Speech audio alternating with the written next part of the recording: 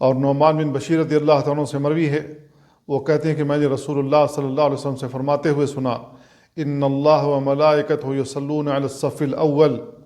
بے شک اللہ رب العالمین رحمت نازل کرتا ہے پہلی صف میں جو لوگ کھڑے ہوتے ہیں، اور فرشتے ان کے لیے استغفار کرتے ہیں اور ان کے لیے رحمت کی دعائیں کرتے ہیں۔ اس کو ابن ماجہ نے صحیح سند کے ساتھ روایت کیا ہے۔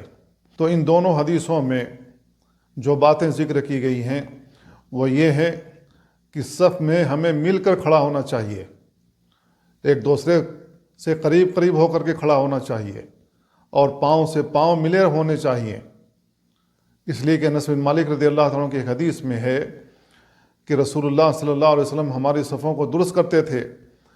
اور ہمارے قدم دوسرے ساتھی کے قدم سے اور ہمارا موڈھا دوسرے کے موڈھے سے ملا ہوا ہوتا تھا۔ تو اس طریقے سے صحابہ کرام صف بندی کیا کرتے تھے، لہذا ہمیں اسی طریقے سے صف بندی کرنی چاہیے۔ اگر ہم صحیح طریقے سے صف بندی نہ کریں، جس طریقے سے رسول اللہ صلی اللہ علیہ وسلم صف بندی کیا کرتے تھے اور صف بندی کرنے کا حکم دیتے تھے، تو ایسی صورت میں اللہ کے نبی صلی اللہ علیہ وسلم نے ایک حدیث میں یہ بھی بیان فرمایا ہے کہ تمہارے درمیان اختلاف پیدا ہو جائے گا، تمہارے دل ایک دوسرے سے مختلف ہو جائیں گے،